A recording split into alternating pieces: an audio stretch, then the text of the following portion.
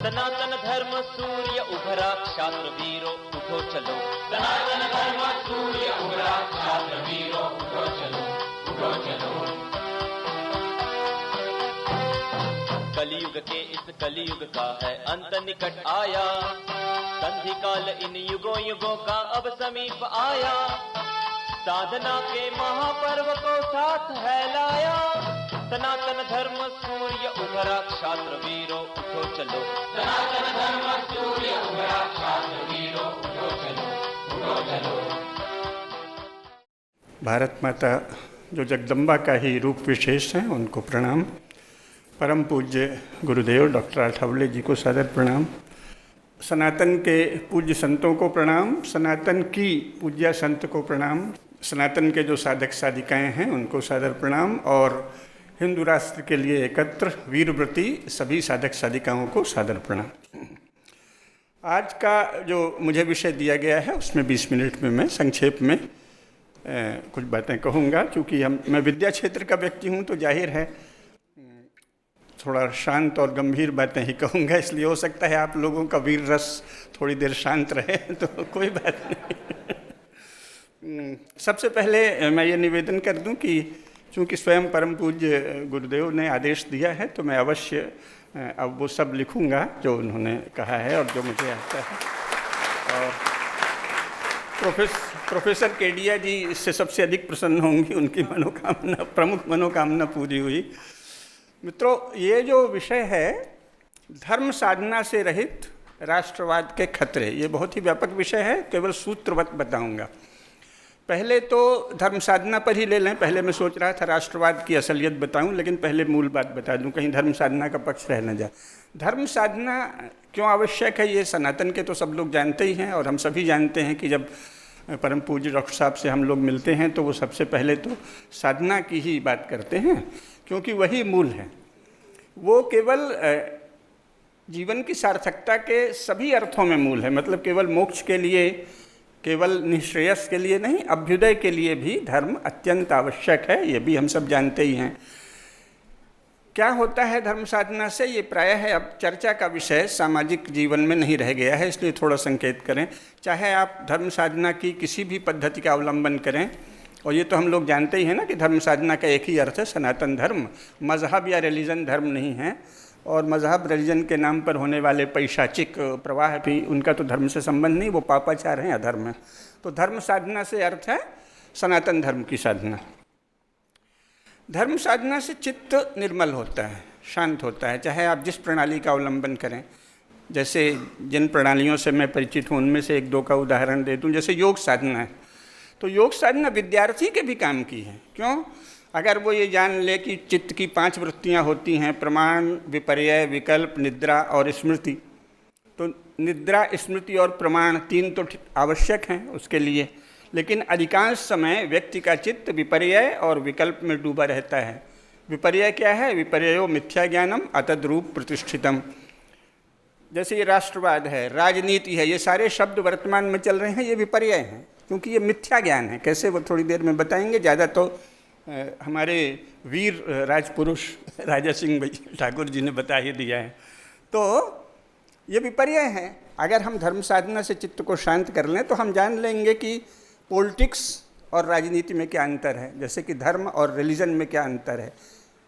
अभी क्या हो रहा है, जिसे पॉलिटिक्स कहेंगे, पॉलिटिक्स वैसे अंग्रेजी में कहते हैं पर वस्तुतः भारत में लोग उसको पॉलिटिक्स कहते हैं, और वो सचमुच पॉलिटिक्स है। जो कुछ राजनीति के नाम पर चल रहा है, राजनीति शब्द तो संस्कृत का है ना, राज्य दीप्तौ, जो अपने समाज में शोभा पाए, संपूर्ण समाज जिस नीति को देखकर प्रसन्न हो, उसका चित्त उल्लसित हो, केवल उसे राजनीति कहते हैं। और हमारे बीच राजपुरुष बैठे हुए हैं। अभी 1947 तक भारत के जो देसी राज्य थे, जिन्हें वो लोग रियासत कहते थे और चल गया था, उसमें तो राजधर्म सभी का आदर्श था। कोई पूरा पालन करता था, कोई नहीं, लेकिन जो भी हिंदू राजा थे, जिसमें स्वयं सिरोही नरेश महाराजा जो हमारे बीच पढ़ा रहे हैं, महाराजा धीराज, वो भी शामिल हैं, तो सबका आदर्श राजधर्म ही होता था। ये तो स्वयं अंग्रेजी लेखकों ने लिखा है कि सारे ही हिंदू राजाओं का आदर्श राजधर्म था। और 1947 तक ऐसे राजा अपने यहाँ विद्यमान थे, जैसा कि मैंने परसों बताया था। और ये सौभाग्य की बात है कि आज उनमें से एक राजा हमारे बीच मौजूद हैं। तो राज्यदीप्तौ धातु से जो राज शब्द बना है, राजनीति बनी है, वो राजनीति तो भारत में हो नहीं रही है। ये तो पॉलिटिक्स का एक गलत अनुवाद, जैसे धर्म का गलत अनुवाद रिलीजन है, सैकड़ों शब्द नेशन का गलत अनुवाद राष्ट्र है, उसी तरह पॉलिटिक्स या पॉलिटिक्स को राजनीति कहा जाता है। तो अगर किसी की राजनीति में रुचि भी है तो उसे संकल्प लेना चाहिए कि वो पॉलिटिक्स से राजनीति की ओर जाएगा। अभी जो चल रहा है वो पॉलिटिक्स है, उसमें कैसे छल प्रपंच सब हैं ये हम लोग जानते हैं। तो धर्म साधना से जब चित्त शांत हो जाएगा तो ये समझ में आएगा कि पॉलिटिक्स अलग है, राजनीति अलग है। राजनीति कई स्तरों पर की जाती है, बहुत कठिन कर्म है, ये इतना सरल नहीं है कि किसी भी तरह धन बल या जनबल से वोट कबाड़ लिया और एक जगह पहुंच गए तो उससे पॉलिटिक्स तो हो सकती है, राजनीति नहीं हो सकती। तो धर्म साधना से चित्त विपर्य से मुक्त होगा, मिथ्या ज्ञान से और विकल्प से। शब्द ज्ञानानुपाति वस्तु शून्यो विकल्पः। अगर आप किसी शब्द का उच्चारण करें और उसके अर्थों को नहीं जाने तो वो सब विकल्प है। कैसे, ये 2-3 उदाहरण से बताऊंगा। तो इसी प्रकार जो नाम जप है, किसी भी प्रकार से जैसे ही आप अपने चित्त को शांत करते हैं और उसमें जो आपके भीतर का चिदंश है वो जैसे जैसे बढ़ता जाता है, वैसे वैसे कोई भी काम आप करें उसमें अधिक कुशल हो जाएंगे और वो काम ही सार्थक है। क्योंकि जो स्ववश चित्त से किया गया कर्म है, भारत में परंपरा में केवल उसको ही पुरुषार्थ कहा जाता है। अवश चित्त से, नारों से प्रभावित होकर, नेताओं के भाषणों से प्रभावित होकर किसी उत्तेजना में जो किया जाता है उसे दासत्व कहते हैं, उसे दासता कहते हैं भारतीय ज्ञान परंपरा में। स्ववश कर्म ही पुरुषार्थ है, शेष सब जो है वो इंद्रिय दासता है। आपने श्रवण कान से सुना और भाव में बह गए तो ये श्रवणेंद्रिय की दासता हो गई, मानसिक दासता हो गई, ये सब है। तो कर्म करने के लिए, किसी भी प्रकार का कर्म करने के लिए धर्म साधना तो आवश्यक है ही, चित्त की शांति तो आवश्यक है ही। लेकिन राष्ट्रवाद के संदर्भ में धर्म साधना सबसे अधिक क्यों आवश्यक है, केवल इस पर प्रकाश डालूंगा। राष्ट्रवाद क्या है? भारत में तो जैसे सब विषयों में अज्ञान है, ऐसे इस विषय में भी है। नेशन स्टेट, जैसा मैंने परसों बताया था, 200 वर्ष पहले यूरोप में कहीं भी नहीं थे, और राष्ट्र तो वैदिक काल से है, तो नेशन स्टेट बिल्कुल अलग चीज़ है।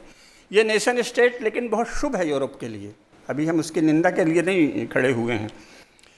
जो यूरोप में 7वीं शताब्दी से और कई जगह 9वीं शताब्दी से, कई जगह 11वीं शताब्दी से, यानी अधिक से अधिक लगभग 700-800 साल ही ईसाइयत का तांडव रहा है यूरोप में। 2000 तो वो अपनी हर चीज़ बढ़ा के बताते हैं। 7वीं शताब्दी से पहले यूरोप में कहीं भी ईसाइयत प्रभावी नहीं थी, और कई जगह तो 16वीं शताब्दी तक जाके प्रवेश हुआ है उसका कई देशों में। और जैसे ही बढ़ा है वैसे ही विरोध शुरू हो गया है, चूँकि वो प्रक्षेपण है यूरोप पर। तो थियोलॉजी का जब आधिपत्य था, क्रिश्चियन लोग उसको थियोलॉजी कहते हैं, जिसको यहाँ डिक्शनरी में इसका भी गलत अनुवाद है, ब्रह्म विद्या। थी शब्द का अर्थ है पंथ, थियोलॉजी का अर्थ हुआ पंथ विद्या। तो वो कहते हैं कि एकमात्र यही पंथ है। गॉड नाम की एक विचित्र चीज़ ने जो संपूर्ण, जब से काल प्रवाह है, जब से सृष्टि है, तब से आज तक एक ही पुरुषार्थ किया है, एक लड़का पैदा कर दिया है। उनका कहना है the only begotten son of God. अब वो गॉड को क्यों एक लड़का पैदा करने की ज़रूरत पड़ी, और अगर लड़के ही करना था तो असंख्य लड़के क्यों नहीं किए? तो only begotten son of God जो जोशुआ मसीह है, जोशुआ नाम था उसका, उसकी शरण में जाना यही थियोलॉजी है। तो पंथ विद्या, इसके द्वारा भयंकर अत्याचार हुए, जिनके कुछ अंश स्त्रियों से संबंधित अत्याचार के लिए जिन्हें आपको बताए थे।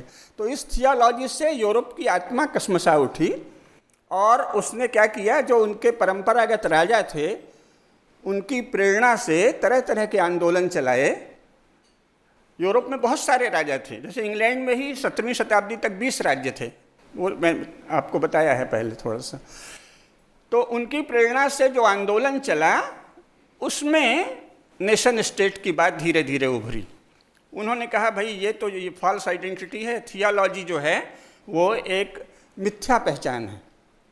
क्योंकि बहुत सारे झगड़े होने लगे, एक कहता है कि नहीं मरियम भी पवित्र है, दूसरा कहता है नहीं स्त्री तो पवित्र हो ही नहीं सकती, तो एक कहता है कि सभी सेंट पवित्र हैं, तो दूसरा कहता है नहीं जीसस और गॉड और ट्रिनिटी के सिवाय कोई भी पवित्र नहीं है। उनके आपस में भी बहुत झगड़े हैं।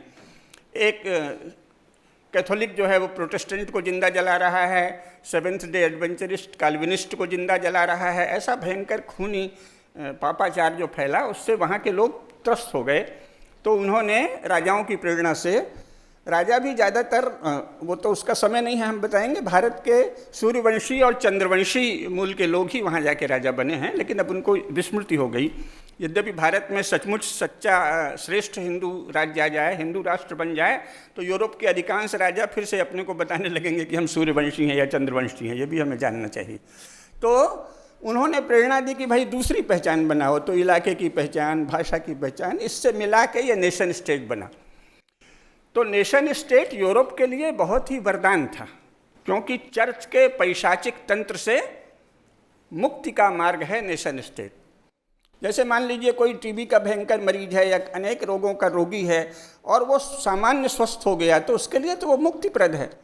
लेकिन अब कोई राजा भैया हैं, तो इनके लिए वो क्या मतलब है भाई, जो हम स्वस्थ हृष्ट पुष्ट हैं, बलशाली हैं, तो इसके लिए उससे तुलना करना या उसकी जीवन शैली अपनाना कि अच्छा पहले ये बहुत रोगी था, अब पहले जूस ही पीता था, अब थोड़ा सा दलिया भी खा ले, तो ये तो ऐसे में तो नहीं जीवन चलेगा ना। तो भारत जैसे राष्ट्र के लिए तो वो निरर्थक चीज़ है। नेशन स्टेट के नाम पर जो पॉलिटिक्स चल रही है, जो पॉलिटिक्स चल रही है, ये तो निरर्थक है। अगर हम ये जान लेंगे तो फिर ये जो वर्तमान राष्ट्रवाद इन्होंने चलाया, इसके भी किस्से संक्षेप में आप थोड़ा जान लें कि कैसे धर्म साधना से रहित होने पर कैसे अनाचार होता है। कि जब यूरोप में बात चली नेशन स्टेट की, और जहाँ जहाँ ब्रिटिश प्रभाव ज़्यादा था, जिन इलाकों में, पूरे देश में तो एक दिन भी ब्रिटिश राज्य नहीं था, हम सब जानते ही हैं। 90 वर्ष तक लगभग आधे भारत में ब्रिटिश आधिपत्य था।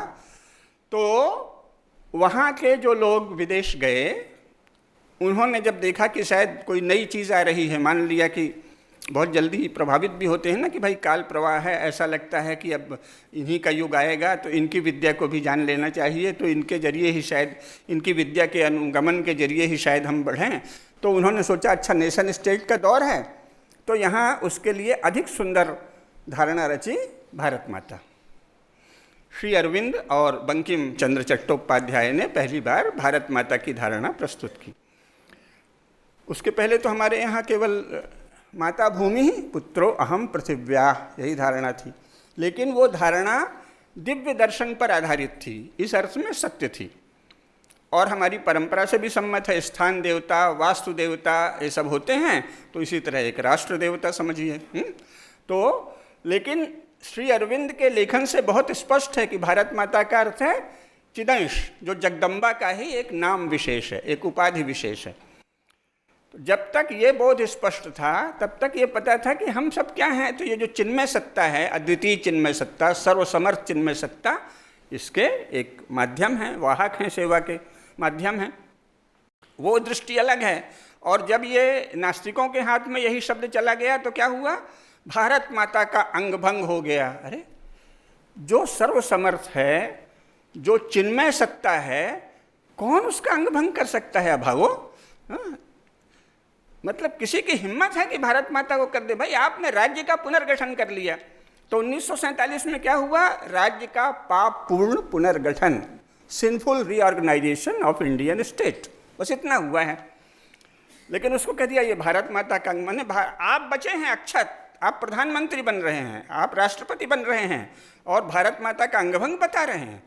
भारत माता इतनी कमजोर है कि तुम तो ऐश कर रहे हो, राजा बन रहे हो, और उसका नुकसान हो रहा है। दिव्य सत्ता है भारत माता। राज्यों का घटना बढ़ना राजनीतिक जीवन का अनिवार्य अंग है। सामान्यतः वो धर्म के आधार पर होता है। 1947 में गांधी नेहरू आदि ने उसका पापपूर्ण पुनर्गठन किया। पापपूर्ण इसलिए कि भारत के एक पक्ष को, और उसको भारत का बंटवारा कहना भी बिल्कुल गलत है, वो इस्लाम के पक्ष में भारत राज्य का विभाजन है। सही शब्द बोलना, अब सही शब्द नहीं आएगा तो पॉलिटिक्स को राजनीति कह देंगे, चूंकि याद नहीं रहेगा, राजदीप्तों से बना है। इसी प्रकार ये आप कह देंगे क्या साहब, भारत का बंटवारा हुआ। भारत का बंटवारा नहीं हुआ, भारतीय राज्य का पापपूर्ण पुनर्गठन हुआ। इस्लाम के पक्ष में भारतीय राज्य को बांट दिया गांधी नेहरू ने। क्यों? उस हिस्से में कहा कि यहाँ केवल इस्लाम का आधिपत्य रहेगा, और शेष में भी उनका अधिकार रहेगा। माने पाखंड की क्या हद है कि एक और आप कह रहे हैं हिंदू मुस्लिम भाई भाई, चलिए थोड़ी देर को मान लें, भारत के किस घर में या स्वयं नेहरू गांधी के परिवार में कभी ऐसा बंटवारा हुआ है क्या कि एक भाई जिसको बंटवारे से अलग हिस्सा मिल जाए उसके बाद बाकी हिस्से में भी उस भाई का अधिकार हो? ऐसा कहीं होता है संसार में? कहीं भी पूरे विश्व में नहीं होता। और आप कह रहे हैं कि वो तो इस्लाम के अधीन रहेगा। मुसलमानों ने कहा कि हमको एक हिस्सा चाहिए, बहुत अच्छा, तो भारत के मुसलमानों के लिए भारत भूमि में से दिए गए एक हिस्से का नाम ही तो पाकिस्तान है। भारत भूमि से भारत के मुसलमानों के लिए दिए गए एक हिस्से का नाम ही तो पाकिस्तान था। तब शेष भारत में उनका कैसे अधिकार बचता है? कोई प्रश्न ही नहीं है। एक सामान्य, कहीं सारे संसार में बंटवारे का ऐसा कोई नियम नहीं है। आप कह रहे हैं वो भाई हैं और फिर कह रहे हैं कि नहीं, यहाँ भी उनको वही अधिकार रहेगा। तो इससे सिद्ध होता है कि ऐसी बातें करने वाले धर्म शून्य हैं या धर्मद्रोही हैं और उनको भारत के प्रति कोई प्रेम नहीं है। सारा नाटक कर रहे हैं उदारता का, लेकिन वो वस्तुतः हिंदू समाज से द्रोह रखते हैं। वो इस्लाम और ईसाइयत के एजेंट हैं, चाहे उनका जितना भी बड़ा नाम हो। तो इन सब तथ्यों को जानना पड़ेगा, है ना। तो धर्म साधना अगर होती तो कभी ऐसा नहीं होता। धर्म साधना से रहित जो राजनीति है उसने क्या किया? उसने जो चिदंश, जो साक्षात जगदम्बा का नाम विशेष, उपाधि विशेष या रूप विशेष है, जिनका श्री अरविंद ने दिव्य सत्ता के रूप में दर्शन किया था, ऐसी भारत माता को कोई एक बूढ़ी औरत की तरह बना दिया। अब भारत माता का अंगभंग हो गया, भारत माता का कुछ लोगों ने कह दिया बलात्कार हो गया। अरे अभागे, ऐसे कहा जाता है दिव्य सत्ताओं को? तुम्हारी तो क्या कहा जाए, जीभ जल जानी चाहिए, जीभ काट ली जानी चाहिए। तो ये सब चल रहा है धर्म साधना के अभाव में। भारत माता को आपकी आवश्यकता नहीं है, क्योंकि भारत माता जगदम्बा हैं, परम सत्ता हैं, चिदंश हैं। और अगर नहीं है तो फिर उस नारे की आवश्यकता क्या है? एक फालतू का नारा है। हम अपने जीवन को सार्थक कर सकते हैं स्वधर्म पालन के द्वारा, बस इतनी भारत माता की सेवा हो सकती है। हमारा जीवन सार्थक हो, मानव जीवन, इसके लिए तो भारत माता की सेवा हो सकती है, लेकिन हम कोई भारत माता पर कृपा नहीं कर सकते। अगर वो चिदंश हैं, अगर वो चिन्मय सत्ता हैं, अगर वो दिव्य सत्ता हैं, अगर वो जगदम्बा का रूप विशेष है तो। और अगर वो भौतिक सत्ता है तो फिर तो एक निरर्थक शब्द है ना। फिर उसको तो नेता तय करेंगे कि क्या भारत माता है, कभी ये व्याख्या कर देंगे, कभी वो व्याख्या कर देंगे। तो भारत माता की सेवा के नाम पर आप नेताओं की सेवा कर रहे होंगे। क्यों? क्योंकि जो दिव्य सत्ता नहीं है वो भारत माता तो नेताओं का कॉन्स्ट्रक्ट है ना, मेंटल कॉन्स्ट्रक्ट, मानसिक रचना है। नेताओं की मानसिक रचना की सेवा को अगर आपने भारत माता की सेवा मान लिया तो सोच लीजिए आप कितने नीचे चले गए। आप नेताओं की मनोयोजना के सेवक हो गए। इसलिए भी धर्म साधना अत्यंत आवश्यक है। धर्म साधना से रहित राष्ट्रवाद और क्या करता है? तो राष्ट्रवाद के नाम पे स्वयं यूरोप में जो हुआ वो क्या हुआ? चर्च के पैशाचिक तंत्र से बेहतर हुआ। लेकिन इसका ये अर्थ नहीं है कि फॉर द पीपुल, हमारे ये भी अज्ञान है। कह दिया कि साहब, अरे एक आदमी ने जिस तरह की व्यवस्था वो ला रहा है उसको गरिमा मंडित करने के लिए कह दिया कि democracy is for the people, by the people वगैरह, जो भी 3 शब्द है ना। अब वो कोई आप्त पुरुष है क्या? लेकिन जब धर्म साधना से हम रहित हैं तो क्या करेंगे? लिंकन ने क्या कहा है? भाई लिंकन कौन है? कोई आप्त पुरुष है? एक साधारण व्यक्ति जो बड़ा वीर निकला है, पुरुषार्थी निकला, हम उसके गुणों की प्रशंसा कर देंगे। उसका कथन कैसे आप्त कथन हो गया?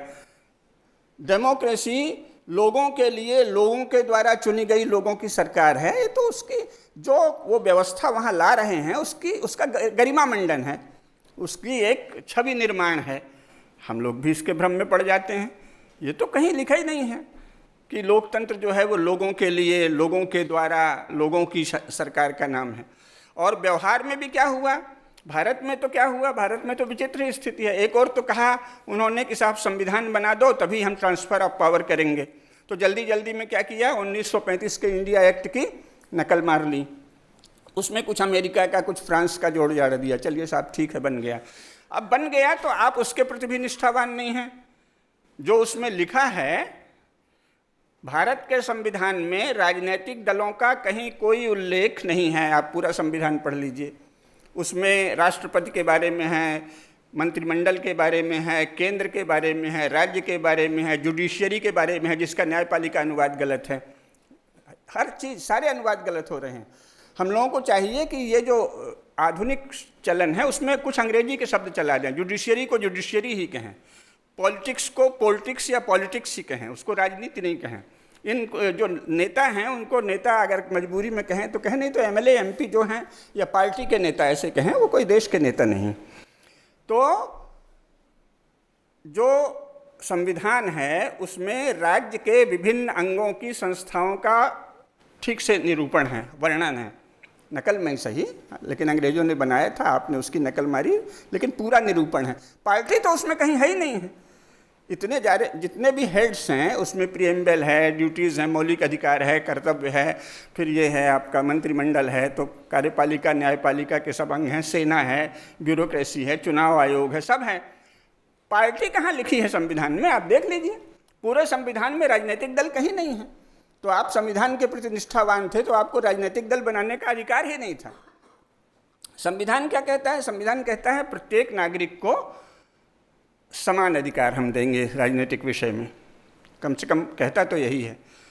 तो अगर प्रत्येक नागरिक को समान अधिकार है तो किसी विचार के आधार पर 5 या 6 लोगों द्वारा या 100 लोगों द्वारा या 1000 10,000 लोगों द्वारा एक संस्था बना लेने पर उनको शेष लोगों पर अपनी राय थोपने का क्या अधिकार है? पार्टी यही तो है ना। कोई आदमी एक संगठन बना लेगा और फिर वो कहेगा कि अब तो यहाँ तो ये भी चलता है कि साहब बड़ा गड़बड़ है, बहुत सारी पार्टियाँ हैं, देश में 2 ही पार्टियाँ होनी चाहिए। क्यों होनी चाहिए?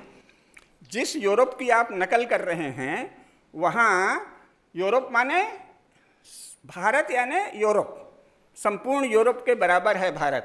तो यूरोप के 30-35 जितने भी देश हैं उनमें कुल कितनी पार्टियां हैं? 150 से ज़्यादा पार्टियां हैं। तो आप यहाँ केवल इंग्लैंड या जर्मनी एक देश की बात बताते हैं जो हमारे एक प्रदेश के बराबर है। संपूर्ण यूरोप में 150 से ज़्यादा पार्टियां हैं, बल्कि 250-300 पार्टियां हैं। तो अगर आपको नकल ही करनी है तो यहाँ भी 250-300 पार्टियाँ होनी चाहिए। भारत के विशाल आकार को घटा देने के लिए वहाँ के किसी छोटे से नेशन स्टेट की तुलना की जाती है। तो अज्ञान के कारण, धर्म साधना से रहित होने पर यह होता है। इसके बाद हम सब जानते ही हैं चुनाव कैसे होते हैं, किस तरह से छल बल से, तो वोटर लिस्ट से नाम घटा दिया, तो बाहुबल से किसी को वोट नहीं डालने दिया। तो अधिकांश समय तो कांग्रेस को 23 से 25% वोट ही मिलते रहे ना, और वो शासन करती रही। 27% से ज़्यादा कब वोट मिले? अब इसको आप किस आधार पर कह देंगे जनता के लिए जनता द्वारा चुनी गई सरकार? कम से कम जो लोग देशभक्त हैं वो भ्रम में न पड़ें। इसका यह अर्थ नहीं है कि आप इसका बहिष्कार कर दें, वो दूसरा विषय है।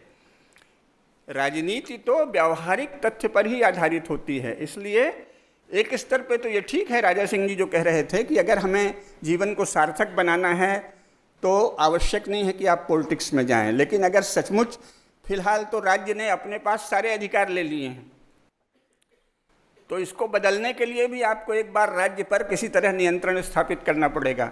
उसका तो 2 ही तरीका होता है ना, शस्त्र से या शास्त्र से। तो शास्त्र तो फिलहाल उसका स्वाध्याय ही बंद है और शस्त्र के लिए अधिकार नहीं है। जब से वो इंडियन आर्म्स एक्ट बन गया तब से आप कोई शस्त्र बिना राज्य के नियंत्रण के रख ही नहीं सकते। तो इसलिए शस्त्र के द्वारा आप इस राज्य को नहीं बदल सकते। नक्सलियों से अधिक, कम्युनिस्टों से अधिक खूंखार, चरित्रहीन, पैशाचिक, बर्बर, उद्दंड कौन होगा? लेकिन वो भी कंट्रोल तो नहीं कर पाए ना। 2 जगह बंगाल और केरल में थोड़ा सा किया और अब टाइम फिर सो रहे हैं। तो शस्त्र के बल पर वर्तमान व्यवस्था में आप अधिकार नहीं कर सकते जब तक सेना के भीतर ही कोई 2 राय नहीं हो, यानी सैनिक क्रांति नहीं हो। तो दूसरा तरीका तो शास्त्र के द्वारा ही है।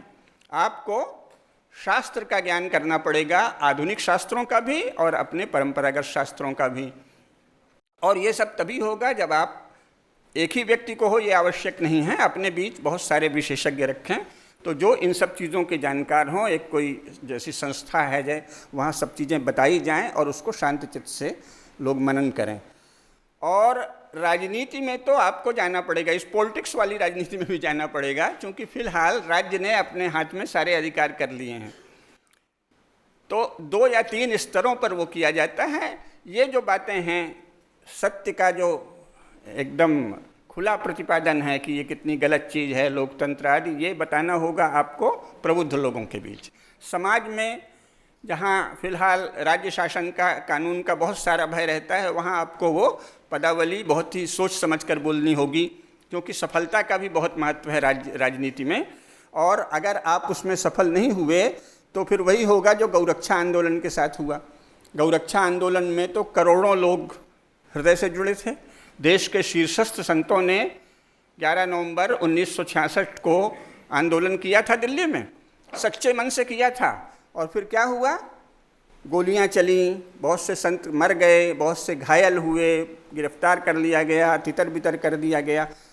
देश में, यूरोप के किसी भी देश में अगर सारे पादरी इकट्ठे हो जाएं तो आज भी सरकारें उलट जाएंगी, लेकिन यहाँ तो नहीं हुआ ना। नहीं हुआ तो इसका कारण ये नहीं है कि भारत की जनता कम धर्मप्राण है, इस भ्रम में मत पड़िए। तंत्र ऐसा बना लिया है इतने तरह का कि बहुत सारी भ्रांतियाँ फैला देते हैं, बहुत से झूठ रच देते हैं। इस झूठ को तोड़ने के लिए भी आगे पीछे आपको राज्य सत्ता में जाना पड़ेगा और उसमें इसीलिए कई स्तरों पर काम करना पड़ेगा। लेकिन अगर ऐसा नहीं हुआ, अगर हम लोग राष्ट्रवाद की अभी के लीडर्स द्वारा, जो कि स्वयं में भारत के प्रति बहुत निष्ठावान नहीं हैं, अपनी गद्दी के प्रति प्रमुखतः निष्ठावान हैं, अगर उनके द्वारा बताए गए राष्ट्रवाद में हम फंस गए तो केवल अंधकार मिलेगा। क्योंकि तब कहीं भी वो बाहर ले जाएंगे, किसी को उत्तेजित कर देंगे, सुंदर जोशीला भाषण दिया, देश के लिए ये करना है, देश के लिए वो करना है। गौरक्षा के लिए सभी संतों तक को भावावेश से भर दिया गया। और जबकि उसका सही तरीका क्या था? यदि आप संविधान में केवल ये संशोधन कर देते कि भारत का राज्य भारत के बहुसंख्यकों के धर्म को भी वैसी ही प्रतिष्ठा देगा जैसी कि अल्पसंख्यकों के रिलीजन और मजहब को दे रहा है। भाग 4 अनुच्छेद 40 या 37, कई 2-3 अनुच्छेद हैं, उसमें कहीं एक पंक्ति जोड़ी जाती बस। इतनी विपुल शक्ति यदि 1966 में इस दबाव के लिए लगा दी जाती कि भाई एक छोटा सा संशोधन कर दो, और हम तो इतने ही कह रहे हैं ना कि जो मुसलमानों और ईसाइयों को जैसा समर्थन प्राप्त है ऐसा हिंदू धर्म को भी दे दो। देखने में कितनी मासूम सी मांग है, और उस समय तो सब मांग ही लेते। अब तो नास्तिकों और कट्टर इस्लामवादियों और ईसाइयों का बहुत बड़ा एक गुट बन गया है ना, लेकिन 1966 में इतना प्रबल नहीं था। तो अगर ये मांग करके कानून में एक संशोधन करा दिया जाता तो गौरक्षा अनिवार्य हो जाती, लेकिन उसके लिए ब्रह्म तेज वाली साधना आवश्यक थी। और हमारे जो धर्माचार्य हैं वहाँ भी पराविद्या के क्षेत्र में तो ब्रह्म तेज की साधना चल रही है। अपरा विद्या के क्षेत्र में साधना न करने के कारण ये पता ही नहीं चला कि हम इतने मामूली ढंग से ये बड़े लक्ष्य प्राप्त कर सकते हैं। उसकी बजाय विशाल जनसमूह, श्रेष्ठ संत, शंकराचार्य, प्रभुदत्त ब्रह्मचारी, सब लोगों को वहाँ बैठाया, दुर्गत कराई, पिटवाया, किसी को मरवाया। तो ये क्या है? ज्ञान के अभाव में, अपरा विद्या के ज्ञान के अभाव में। वर्तमान राज्य कानून से चल रहा है ना, वो कानून कई जगह पैशाचिक है लेकिन कई जगह अच्छा भी है, और उसको कैसे अच्छा बनाना इसकी युक्तियाँ होती। तो आपको उसका भी ज्ञान करना पड़ेगा। राज्य पर नियंत्रण कानून के द्वारा ही हो सकता है, और अगर हमने वो नहीं किया, अब समय कम है तो इसीलिए मैंने गौरक्षा आंदोलन का उदाहरण दिया। तो ज्ञान के स्तर पर तो वो सब मूल जागृत रहना चाहिए जो अपने यहाँ बातें होती हैं, लेकिन राजनीति में आपको विविध स्तरों पर काम करना होगा, ये मेरा निवेदन है। और राजनीति में या पॉलिटिक्स में भी सूझबूझ से मांगें उठानी पड़ेंगी, क्योंकि आपको सत्ता पर नियंत्रण प्राप्त करना है।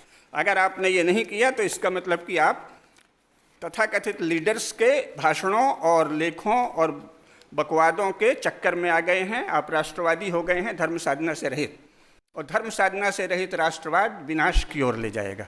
वो केवल तथाकथित लीडर्स को मजबूत करेगा, उनको ताकत देगा, समाज को खोखला बनाता जाएगा। इसीलिए धर्म साधना, और उसमें जिसका अर्थ ज्ञान साधना भी है, पराविद्या की भी साधना, अपरा विद्या की भी साधना। वर्तमान शासन कानून की शक्ति से चल रहा है। कानून में बहुत से छोटे संशोधन के बड़े दूरगामी परिणाम होंगे। ऐसे दसों उदाहरण मैं बता सकता हूँ, लेकिन अभी आपको एक ही बताया। केवल ये संशोधन हो जाए कि भारत का राज्य बहुसंख्यकों के धर्म को भी संरक्षण देगा। इसके बाद आप सर्वोच्च न्यायालय में जा सकते हैं, साहब हिंदू धर्म का मूल है गौरक्षा, और देखिए ये गौरक्षा नहीं कर रहे हैं इसलिए संविधान के विरुद्ध जा रहे हैं। अभी क्या कर रखा है? हम लोग बहुत उतावले हो जाते हैं, सही है, मुसलमानों को संरक्षण दे रहा है, ईसाइयों को संरक्षण दे रहा है। क्यों दे रहा? इन्होंने चतुराई से प्रशासन के स्तर पर भी और संविधान में भी जो एक छोटी सी व्यवस्था थी माइनॉरिटीज़ के लिए, उसको और पुख्ता कर दिया है कि अल्पसंख्यकों को संरक्षण राज्य का ड्यूटी है, राज्य का कर्तव्य है। लीजिए, तो वो उसकी आड़ में ये सब करते हैं। इसका ये अर्थ नहीं कि वो ऐसा करने को विवश हैं, फिर भ्रम में मत पड़िए। वर्तमान ये जो मॉडर्न स्टेट है, अंतिम आपको वाक्य बता दें, चूंकि ये यूरोप के पैशाचिक तंत्र से लिया गया है, मॉडर्न स्टेट बहुत ही पावरफुल चीज़ है, अद्भुत शक्तिशाली है। भारत के चक्रवर्ती सम्राट को भी इतनी शक्ति नहीं प्राप्त थी जितनी वर्तमान में प्रधानमंत्री को भारत में प्राप्त है, चूंकि ये राक्षसी तंत्र का स्टेट है ना। स्वयं सिरोही नरेश उपस्थित हैं, वो बताएंगे। और भी राजधर्म का पालन जब करता था तो कितनी मर्यादाओं से आदमी बंधा रहता था। इसके तो उदाहरण हैं कि किसी राज्य में, ये तो स्वयं गांधी ने कितने उदाहरण दिए, किसी राज्य में कुछ ब्राह्मण बैठ गए कि हम अन्न जल त्याग देंगे अगर अमुक अनाचार नहीं रुका, तो राजा को जाके समझौता करना पड़ता था। यहाँ तो वैसे तो वो मेरे मित्र थे वीपी सिंह, लेकिन मैं तो उन्हें क्षत्रिय कुल कलंकी कहूँगा। आरक्षण आंदोलन के समय कितने ब्राह्मण युवक आत्मदाह कर लिया दिल्ली में, और वो तो उसने कहा हम और लागू करेंगे मंडल कमीशन, जो कि झूठ पर आधारित था। उसमें मेरे लेख छप चुके हैं, कैसा झूठ आंकड़ों का खेल था, उस छोड़िए। तो अब तो ये मॉडर्न स्टेट तो इसको मानते ही नहीं है कि ब्राह्मण मर रहा है, कि धर्माचार्य मर रहे हैं, कि शंकराचार्य को गिरफ्तार कर लेता है, नित्यानंद स्वामी को गिरफ्तार कर लेता है, आसाराम बापू को गिरफ्तार कर लेता है। ये तो पापिष्ठों का समूह है ना। तो यहाँ आपको आधुनिक राज्य की प्रकृति को जानना होगा, उसके विषय में विशेषज्ञ बनना होगा, अनेक स्तरीय काम हाथ में लेने होंगे, अन्यथा सारी शक्ति। गौरक्षा आंदोलन इतनी सरलता से गौरक्षा का कार्य हो सकता था बिना किसी आंदोलन के शुरू में, अगर बुद्धि की साधना की जाती इस विषय में। लेकिन हमारे धर्म क्षेत्र में अपरा विद्या की साधना बंद है, आधुनिक कानूनों के तंत्र का, व्यवस्था का ज्ञान नहीं है, उससे ये हो रहा है। इसीलिए धर्म साधना से रहित राष्ट्रवाद के बहुत खतरे हैं, समाज उसका नेताओं का दास बन जाएगा। इसलिए हमको धर्म साधना अवश्य करनी है। धन्यवाद। जयतु हिंदू राष्ट्रम, जयतु हिंदू राष्ट्रम। सनातन धर्म सूर्य उभरा, क्षात्र वीरो उठो चलो। सनातन धर्म